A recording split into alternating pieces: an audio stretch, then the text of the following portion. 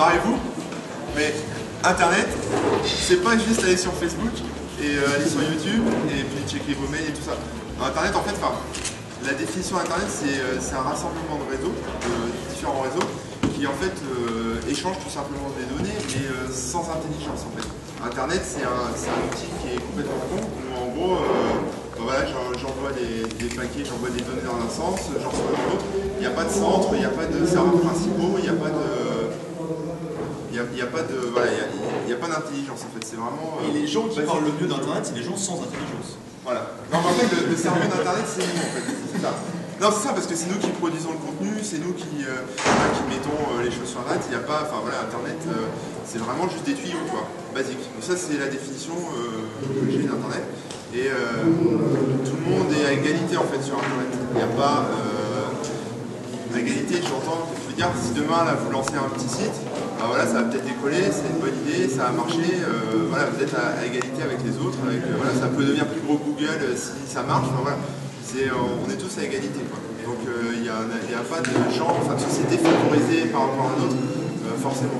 Après, il y a des boîtes qui ont du fric, etc. Mais c'est de base, chacun peut avec une bonne idée, percer, se reconnaître, enfin voilà, c'est vraiment le truc basique. Voilà. Ça c'est pour ma définition Internet, si vous voulez d'autres choses, n'hésitez pas à m'interrompre. Et la seconde définition que je vais vous donner, c'est celle de la neutralité. Parce que la neutralité, bon bah c'est pas dire... voilà.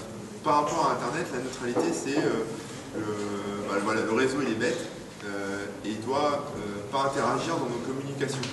C'est-à-dire que voilà, quand on échange avec quelqu'un, la parole je vous parle, il n'y a personne qui va attraper mes mots, les changer, les remettre dans un autre sens et vous les rebalancer. C'est direct, c'est clair, il n'y a pas de. Vous avez confiance parce que voilà, ce que je vous dis, vous l'entendez tel que je vous le dis en fait. Et sur Internet, c'est pareil, quand vous envoyez un mail, quand vous écrivez quelque chose. Quand vous allez même sur un site, vous lisez une vidéo, etc., ce que vous voyez, ce que vous lisez, ou même ce que vous envoyez, c'est exactement ce que l'autre a, voilà, a en face. En fait. Il n'y a pas de, perturbation, il n'y a pas de message qui est perturbé, il n'y a pas de perte de confiance. Enfin, ça, c'est la théorie. Il ne devrait pas, en fait. C'est ça la neutralité. C'est-à-dire que chacun est... confiance dans le message et le message passe de manière naturelle parce que justement c'est un réseau bête, ça circule et il n'y a pas d'alternative. Voilà. Donc ça c'est les deux définitions, si vous avez des questions, pareil, n'hésitez pas. Donc au niveau de la neutralité maintenant, ça va être torché dans la carte. Tu vas te détendre. Je vais me détendre. Au niveau des enjeux, là, je vais vous faire jouer un peu. À votre avis, quels sont les enjeux de la neutralité des réseaux? Pourquoi c'est important? Enfin, la pérennité du réseau. je vais changer ma question. Pourquoi est-ce que certaines sociétés ça gagne des bouteilles d'eau sont contre, sont contre la neutralité, en fait, veulent justement atteindre cette neutralité du réseau et rendre Internet plus intelligent. Oui, mais ça c'est la conséquence, mais la cause, pourquoi est-ce qu'ils veulent atteindre voilà. La pub, ouais. L'intérêt personnel. Le contrôle politique. Le contrôle politique, ouais, ça c'est bien. Le contrôle de l'information de façon ouais, voilà, générale. Donc, le contrôle de l'information de façon plus générale. Voilà, donc en fait il y a deux enjeux.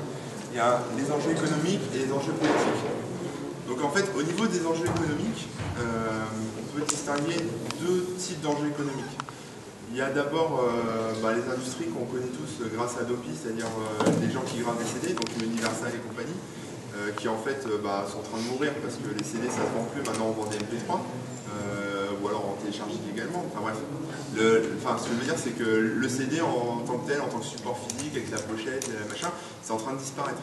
Et ces gens-là, c'est leur métier, c'est de graver des CD, donc ça les fait chier tout simplement de plus en vendre. Donc en fait, eux sont pour que sur Internet, on instaure des filtres pour bloquer les sites justement qui leur posent problème. Donc soit téléchargements illégaux, soit même d'autres choses, c'est selon leurs humeurs. Ils sont pour qu'on puisse vérifier qui télécharge quoi, donc faire peut-être de l'analyse des communications pour savoir que je sais pas, vous avez téléchargé tel album de musique ou tel film. Voilà, donc ça c'est les deux principaux enjeux.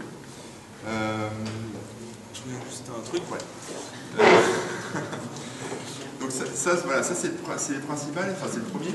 Et le second, c'est par rapport aux fournisseurs d'accès. Donc ça, c'est ce qui est le plus intéressant, c'est, enfin pour moi, c'est par exemple, quand on voit des atteintes à la neutralité qui sont provoquées par Free ou par Orange, soit en ralentissant par exemple des paquets entre YouTube voilà, et chez vous, etc., ça rame, ça marche pas bien. Il y a plein de choses comme ça, quoi. Par exemple, au niveau des DNS, voilà, vous pouvez vous connecter sur un site et il y a une pub en haut parce que vous passez par les DNS de votre fournisseur d'accès Internet, enfin, ce genre de choses. Ça arrive. En France, d'une manière générale, Internet est plutôt propre. C'est ça. Enfin, je veux dire, il n'y a pas d'atteinte à la neutralité au niveau du haut débit. De temps en temps, ils font des petits essais, mais ça reste correct. Par contre, au niveau du réseau mobile, c'est le bordel. Il y a voilà, le réseau mobile, voilà, vous le voyez tous, il faut payer en plus pour avoir accès à telle appli ou tel soft. Vous avez le forfait bridé juste pour aller juste sur Internet, mais pas sur le web, et pas sur, je sais pas, l'IRC ou faire autre chose, des mails ou ce genre de choses. Donc là, par contre, le réseau mobile, c'est vraiment un truc à part, c'est de l'Internet, mais complètement non neutre en fait. Donc c'est un bon exemple, en fait, si on cherche un exemple d'Internet non neutre, c'est le réseau mobile. Donc les fournisseurs d'accès, en fait, ce qui les embête, c'est que eux, ils ont un réseau à tenir, donc une infrastructure, quelque chose qu'il faut entretenir avec beaucoup de... ça coûte de l'argent. Et ce qui les embête, c'est de voir qu'il y a des fournisseurs de contenu en face comme Google, comme Dailymotion, comme YouTube, Dailymotion, ou même d'autres, comme Facebook, etc., qui se font vraiment beaucoup d'argent simplement avec un site. En fait. Voilà, et eux, pour la même masse de... ils travaillent 2 fois plus. Quoi. Pour la même masse de personnes, d'argent, ils travaillent 2 fois plus. Donc en fait, là, ils sont en train de changer de positionnement. Ils cherchent un moyen de se faire plus d'argent. Et pour se faire plus d'argent, en fait, les fournisseurs d'accès veulent faire payer les fournisseurs de contenu. Donc, je sais pas, Free, par exemple, faire payer Google, ce genre d'exemple. Je prends Free, mais ça peut être Orange, ça peut être d'autres. Voilà. Donc, là, en fait, on est en train de changer de vision. C'est-à-dire que là, jusqu'à présent, on prenait un abonnement Internet, bon, très bien, on devient client chez Orange, ok, on a payé, on est client, on est un abonné à DSL, mais en fait, maintenant, pour les FAI, on n'est plus leur client, on n'est plus leur abonné, on est une audience. C'est-à-dire qu'en fait, les FAI, quand ils ont un certain nombre d'abonnés, je ne connais pas les chiffres, mais Orange a plusieurs millions d'abonnés, ou milliers, je ne sais pas, ils ne nous considèrent plus comme des clients, mais comme des gens auxquels ils ont accès. En fait, on est derrière leur rempart, et s'ils veulent, si Google par exemple veut accéder à nous, ils veulent faire payer Google pour que Google puisse nous diffuser son contenu par exemple.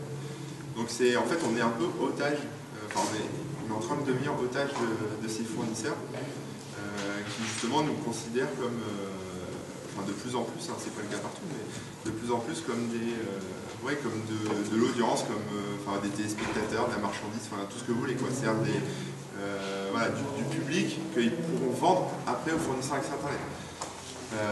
Et ça pose plusieurs problèmes, je reviendrai après dessus en détail, mais bon, c'est le second enjeu économique, et c'est à mon sens assez important. Ensuite, ce que vous avez dit aussi, c'est au niveau des enjeux politiques. Donc là, c'est un peu plus délicat, dans le sens où les puissants en général, sans rentrer dans le discours anarchiste,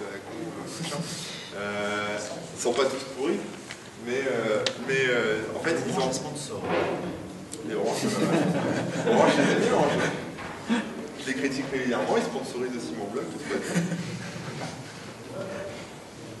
bien. J'ai une bonne relation avec Orange.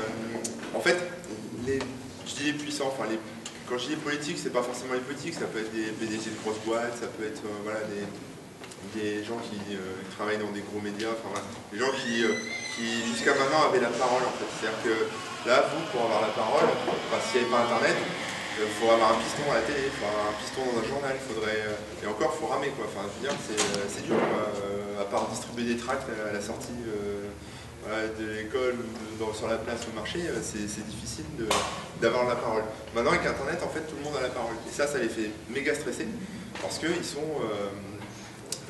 il y a une espèce de contre-pouvoir, il y a une balance qui se fait, et du coup, c'est-à-dire que n'importe quel internaute donne son avis sans avoir, entre guillemets, l'autorisation.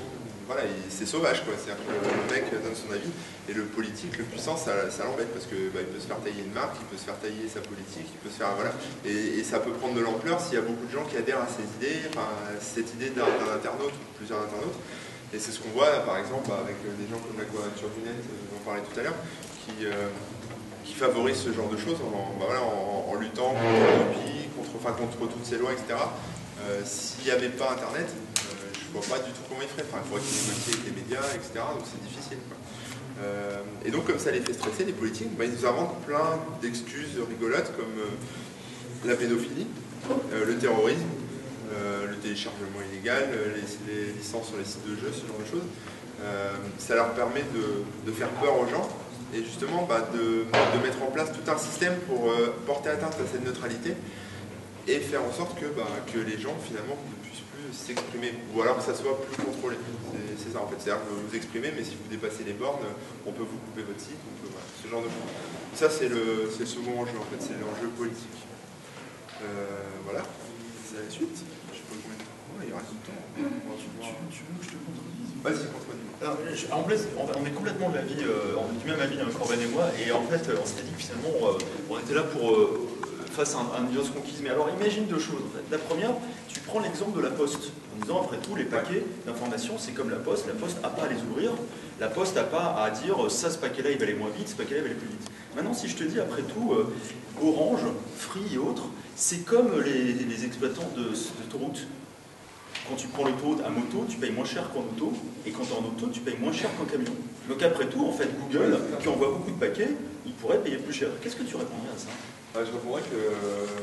Ce n'est pas prévu. Non, mais en fait, si tu veux, quand tu es sur l'autoroute, tu peux pas... T'as pas d'échange, en fait, tu es sur l'autoroute, c'est pas pareil, en fait. C'est-à-dire que tu vas d'un point A à un point B, mais c'est juste pour toi, en fait. Il n'y a pas d'échange entre quelqu'un... Quand tu envoies un paquet par la poste, il y a quelqu'un qui l'envoie et quelqu'un qui le reçoit. L'autoroute, c'est toi qui fais le trajet.